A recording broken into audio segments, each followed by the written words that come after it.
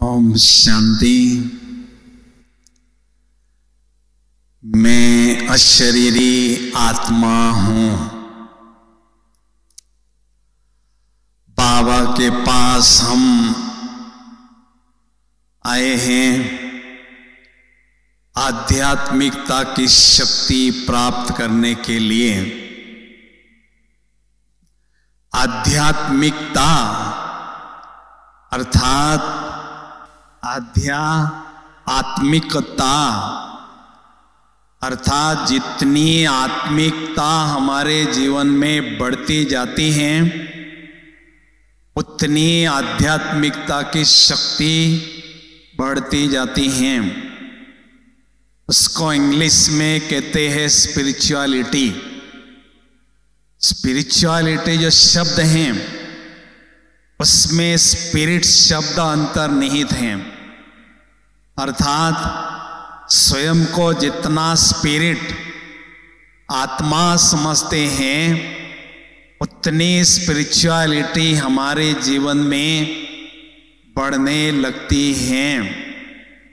लौकिक पढ़ाई में भी यूनिवर्सिटी में पहला अक्षर ABCD सिखाते हैं, तो यहाँ अलौकिक पढ़ाई में भी AB ये अक्षर पढ़ाए जाते हैं। ये अर्थात स्वयं को आत्मा अनुभव करना, B अर्थात बाबा को यथार्थ रीति से जानना। तो पहले अक्षर का अभ्यास करने के बाद ही हम आगे बढ़ते जाते हैं। बाबा इतने वर्षों से हर मुरली में आत्मा का पाठ दोहराते हैं। इसके पीछे क्या राज हैं? क्योंकि ये हमारा होमवर्क 84 जन्मों का है। 63 जन्मों का जो आत्मा में देह का भान कोट कोट के भरा पड़ा है उसको हमें हटाना है और 21 जन्मों के लिए आत्मा का पाठ पक्का करना है, उसको हमें जुटाना है। अर्थात ये 84 जन्मों का होमवर्क है और हमारे पास बहुत थोड़ा समय बाकी है। आप अपने से पूछो कितना आत्मा अनुभव करने का अभ्यास हमें करना होगा। ब्रह्मा बाबा को भी जब आत्मा का परिचय मिला उसके बाद बाबा हजारों बार कागज पर लिखते थे, मैं आत्मा हूं, मैं आत्मा हूं।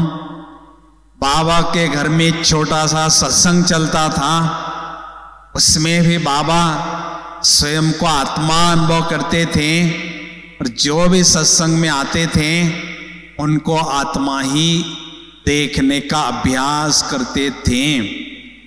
तो ये स्पष्ट करता है कि आत्मा का पाठ ये पहला पाठ है और अंतिम पाठ है और सबसे महत्वपूर्ण पाठ है। हम कहते हैं हमारा शिव बाबा से बहुत प्यार है, उसकी क्या निशानी है? निराकारी बाप से प्यार होने की निशानी है उनके जैसा निराकारी स्वरूप में टिकना और सबको निराकारी रूप में देखना। अगर ये अभ्यास हम नहीं करते हैं जितना करना चाहिए, तो ये स्पष्ट है जितना प्यार हमारा बाबा से होना चाहिए उतना नहीं है। तो वैसे तो सतयुग त्रेता युग में हम सभी आत्म अभिमानी होकर रहते हैं, लेकिन जैसे हम द्वापार में प्रवेश करते हैं माया हमें जोर सा थप्पड़ लगा देती है, हमारा मुंह फेर लेती है और हमें कहती है मेरे राज में तुम हो, मेरी ऑर्डर तुम्हें माननी होगी। क्या ऑर्डर है तुम्हारी? स्वयं को देह समझना होगा और सबको देह के रूप में देखना होगा। तो माया की ऑर्डर हम जितना मानने लगे तो नीचे हम गिरते गए। तो माया ने हमें उल्लू बना दिया। उल्लू पेड़ पर उल्टा स्वयं को टांगता है।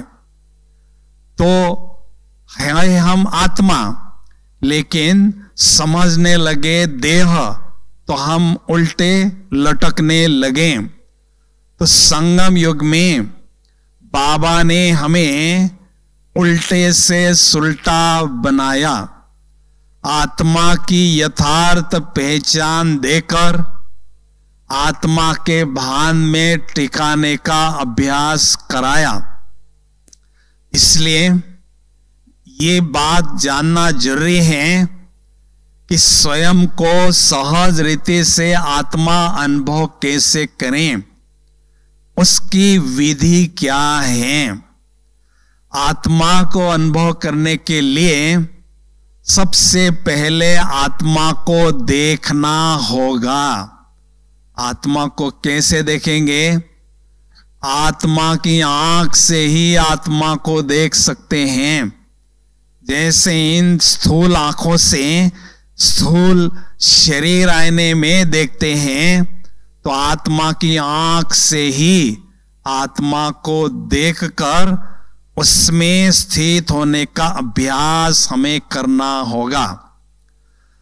तो पहले हम कौरव संप्रदाय के थे, अंधे की औलाद अंधे थे। माया ने हमारे तीसरे नेत्र में धूल झोंककर हमें अंधा बना दिया था। लेकिन बाबा ने हमें बर्थडे की गिफ्ट दी, तीसरा नेत्र, दिव्य नेत्र, बुद्धि रूपी नेत्र प्रदान किया और हम पांडव संप्रदाय के बने।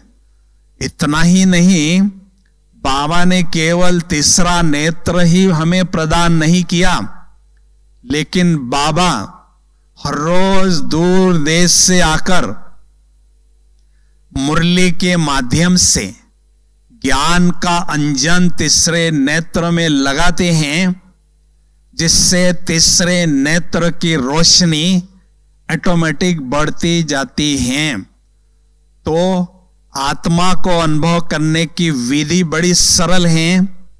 एकांत में बैठकर रुकुटी के बीच में बुद्धि रूपी नेत्र से हमें देखना है कि मैं एक अजीब सितारा हूं और गजब का सितारा हूं। अजीब सितारा क्यों हूं? क्योंकि ये सितारा देखने के लिए दिव्य नेत्र की आवश्यकता है। आसमान के सितारे तो इन आंखों से देख सकते हैं, इसलिए अजीब सितारा हूं। और गजब का सितारा क्यों हूं? क्योंकि छोटे से सितारे में 84 जन्मों का पाठ भरा हुआ है, जो कभी मिटता नहीं है, वो कभी घिसता नहीं है। इसलिए मैं गजब का सितारा हूं। तो इसमें दो बातें हैं। दिन प्रतिदिन हमें देखने का परसेंटेज बढ़ाना है।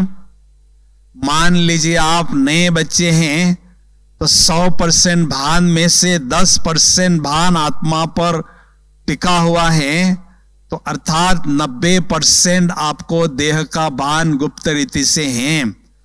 तो धीरे धीरे हमें देखने का परसेंटेज को बढ़ाना है। और दूसरी बात, उसमें स्थित होने के समय को बढ़ाना है। तो धीरे धीरे हम संपूर्ण आत्म अभिमानी स्थिति के लक्ष्य की ओर आगे बढ़ते जाएंगे, क्योंकि हमारा लक्ष्य है केवल आत्म अभिमानी नहीं बनना है, लेकिन संपूर्ण आत्म अभिमानी बनना है। संपूर्ण आत्म अभिमानी अर्थात 100% आत्मा का भान अनुभव करना और 0% देह का भान अनुभव करना, स्वयं को एकदम अशरीरी आत्मा अनुभव करते जाना। जब ये अभ्यास हम करने लगते हैं, बढ़ाते जाते हैं, तो उसमें 5 स्टेप्स की अनुभूति हमें होती है। जब आत्मा का अभ्यास हम करने लगते हैं तो पहली स्टेप है आत्मिक स्मृति में टीकना। माया हमें विस्मृति में लाती है और बाबा हमें स्मृति में टिकाते हैं। तो आत्मिक स्मृति में टिकने का अभ्यास हम बढ़ाते जाते हैं तो दूसरी स्टेप आती है आत्मिक स्थिति में स्थित हो जाना, अर्थात आत्मा के भान में स्थित होने की क्षमता बढ़ते जाना। तो जैसे जैसे हम आत्मिक स्थिति में स्थित होते जाते हैं तो तीसरी स्टेज है आत्मिक दृष्टि पक्की हो जाना।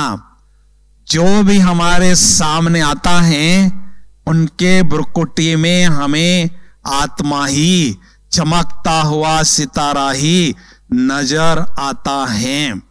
ब्रह्मा बाबा ने आत्मिक दृष्टि का अभ्यास इतना पक्का किया था, बाबा की दृष्टि को कहते थे एक्सरे विजन, अर्थात जो मस्तक के अंदर आत्मा छिपी हुई है वो बाबा स्पष्ट देखते थे। इसलिए बाबा के विजन को एक्सरे विजन कहते थे।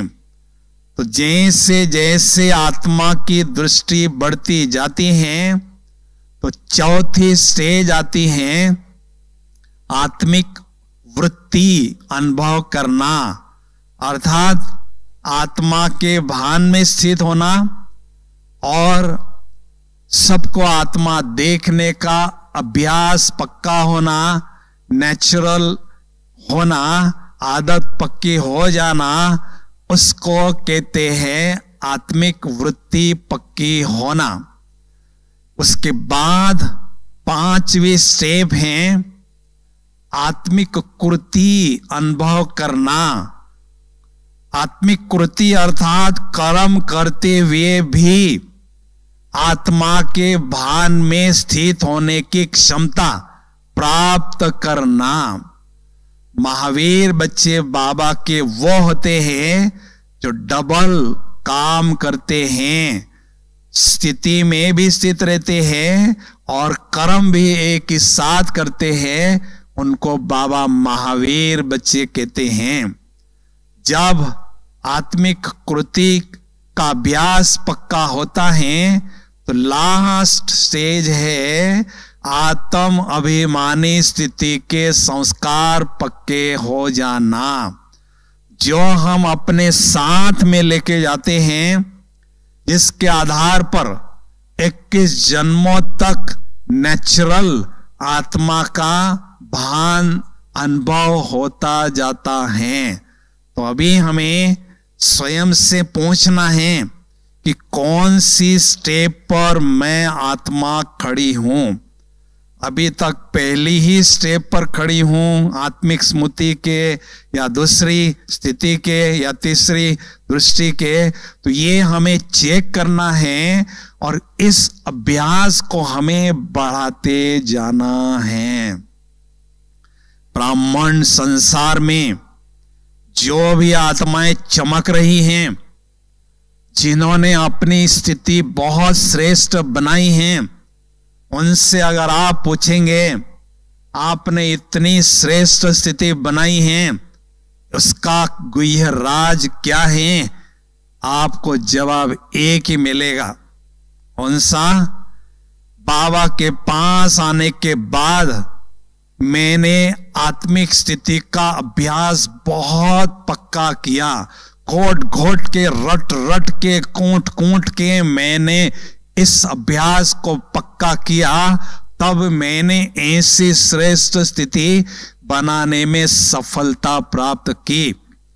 हम ज्ञान में थोड़े से पुराने हो जाते हैं तो हमें सूक्ष्म अहंकार आता है कि ये आत्मा का अभ्यास पहला पाठ इन नयों के लिए है, मैं तो पुराना बच्चा हूं।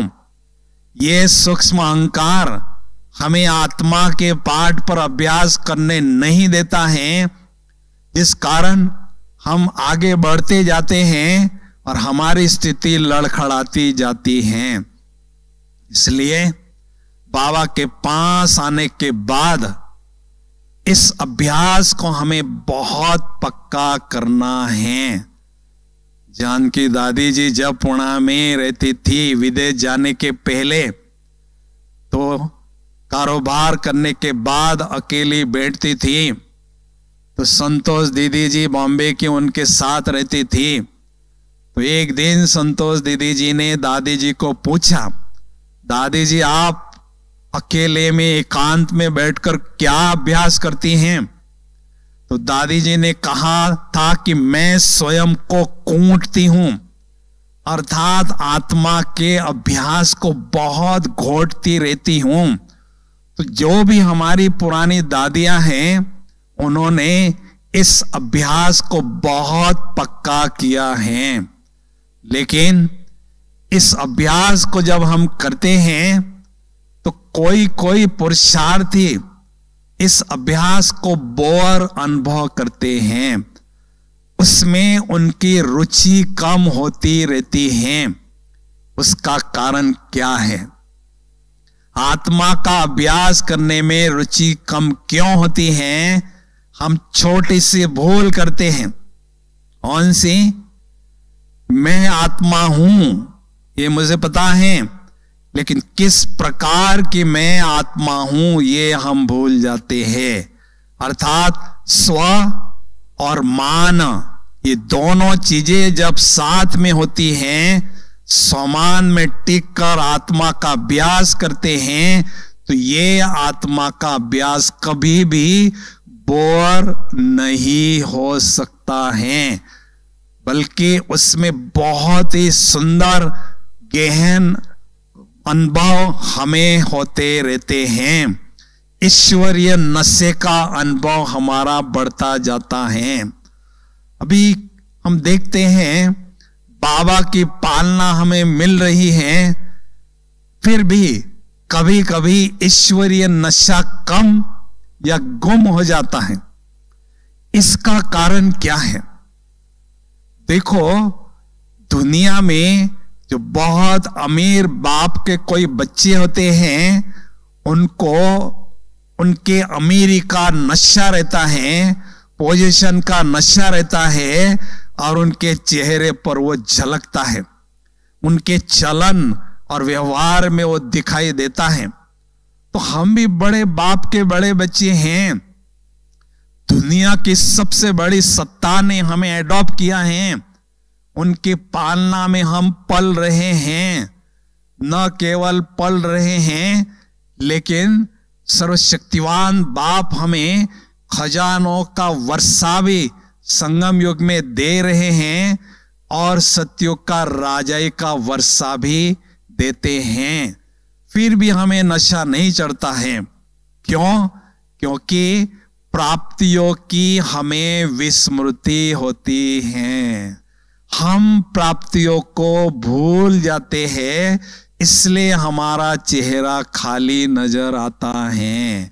मैं एक छोटा सा उदाहरण, बढ़िया सा उदाहरण आपको देता हूं। एक युवक 35 वर्ष का एक स्कूल में बहुत अच्छी तरह से टीचर का जॉब करता है। वो घर आता है स्कूटर से शाम के समय और अपना ड्रेस अलमारी में रखता है। उसका अपनी मां से बहुत प्यार होता है और मां का भी उससे बहुत प्यार होता है। तो मां क्या करती है, रात को बच्चे को बिना बताए 2000 की 100 नोट की गड्डी बंडल उसके जेब में रख देता है। तो बच्चा जब उठता है सवेरे, जल्दी जल्दी में तैयार होता है, ड्रेस वो पहनता है और स्कूटी पर बैठकर चलता है। 4-5 किलोमीटर चलने के बाद उसको लगता है ये जेब भारी है, ये जेब में क्या है। जैसे जेब में हाथ डालता है तो ये 2 लाख का बंडल, जैसे वो देखता है चेहरा उसका बदल जाता है। अभी 4-5 किलोमीटर उसने स्कूटर चलाई, जेब में पैसा था लेकिन चेहरे पर नहीं था। जैसे उसको उसकी स्मृति आई, चेहरा बदल गया। तो ऐसे हमारे पास बहुत उपलब्धियां परमात्मा से हुई हैं, बहुत प्राप्तियां हो रही हैं, होती रहेगी, लेकिन उनकी विस्मृति होने से हमारे चेहरे पर वो संपन्नता दिखाई नहीं देती हैं। इसलिए बाबा कहते हैं प्राप्तियों की लिस्ट निकालो और अपनी बुद्धि में सदा उसको रखो।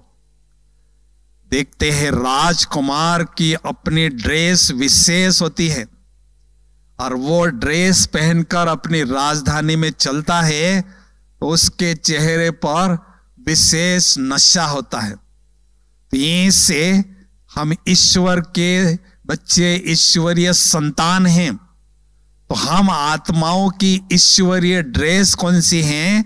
ईश्वरीय नशा। ईश्वरीय नशे की ड्रेस पहनकर हम कर्म क्षेत्र पर जब जाते हैं तो हमारे चेहरे पर ईश्वरीय नशे की झलक, आंखों में झलक और चेहरे पर फलक ऑटोमेटिक दिखाई देती हैं। तो ईश्वरीय नशे के साथ जब हम अशरीरी आत्मा का अभ्यास करते हैं तो हमें अतीन्द्रिय सुख की अनुभूति होती जाती है। हम बाबा के बच्चों ने अशरीरी आत्मा का बहुत अभ्यास हर कल्प किया है। उसकी यादगार भक्ति मार्ग में है। देवताओं के मंदिर में हमेशा दीपक जलाते हैं। क्यों जलाते हैं? क्योंकि हम बाबा के बच्चों ने, होनहार देवताओं ने इस शरीर रूपी मंदिर में आत्मा की ज्योत दीपक जगाकर रखने का अभ्यास किया है। उसकी यादगार में भक्ति मार्ग में देवताओं के मंदिर में ये दीपक जगाते हैं। अगर दुनिया में कोई मकान पुराना होता है, उस मकान में लंबे समय से लाइट नहीं होती है तो वो मकान नहीं रहता है, लेकिन भूत बंगला बन जाता है। अब इस बंगले में भी 2500 वर्षों से लाइट नहीं है। आत्मा की लाइट बहुत डल थी। इसके कारण ये बंगला भी 5 भूतों का बंगला बन गया था। अब भूतेश्वर बाप ऊपर से देख रहे थे, ये भूत आत्मा को परेशान करते रहे, दुखी और अशांत करते रहे। बाबा ने आकर इस घर में आत्मा की लाइट जगा दी, भूत भाग गए। इसलिए उनको क्या कहते हैं? भूतेश्वर। इसलिए हमेशा याद रखना है, जहां होगा अंधेरा वहां होगा भूतों का डेरा। जिसके घर में सदा रोशनी रहती है, आत्मा की लाइट रहती है, ऐसे बाबा के बच्चे ही बाबा का नाम रोशन करेंगे।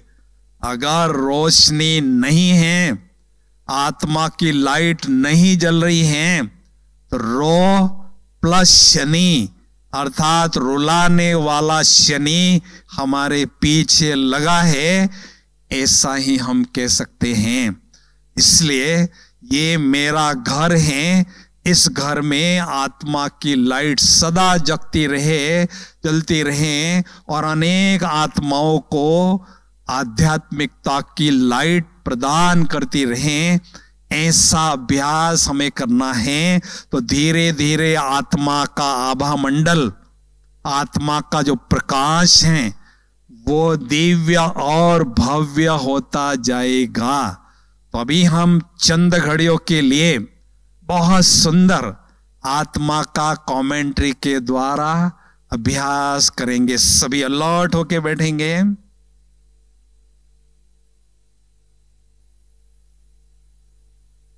ओम शांति।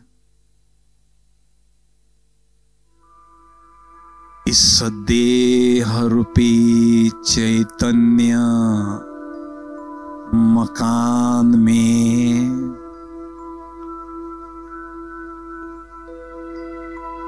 मैं निराकार ज्योति बिंदु आत्मा मालिक प्रकृति के मध्य आंखों रूपी खिड़कियों के पास विराजमान हूं। मैं अशरीरी आत्मा पवित्र स्वरूप हूं। पवित्रता का सुंदर ताज मुझ आत्मा ने धारण किया है। परम आनंद की अनुभूति हो रही है।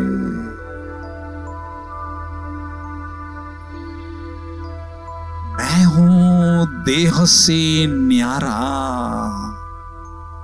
केवल एक चमकता हुआ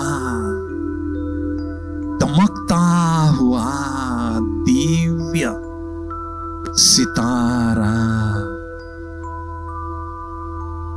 सचमुच मैं कितनी न खुश नसीब आत्मा हूं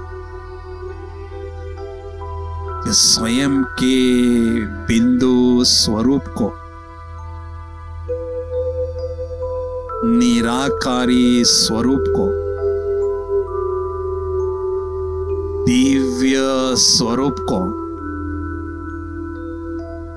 दिव्य चक्षु से स्पष्ट देख रही हूं और अनुभव भी कर रही हूं। उस आत्मा के जो सुंदर आभा मंडल, दिव्य प्रकाश का औरा अनुभव हो रहा है।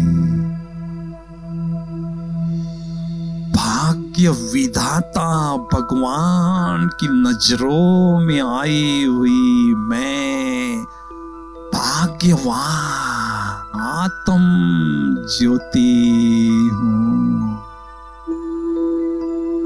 स्वयं भगवान हर रोज मेरे भाग्य के गीत मुरली में गाते थकते ही नहीं है। मुझसे अपने भाग्य पर नाज, सारे संसार को भाग्य बांटने वाला भाग्य विधाता मेरा बाप है। वारे मैं, वहां मेरे बाबा, वहां मेरा भाग्य। यह 5 तत्वों से बना हुआ स्थूल शरीर,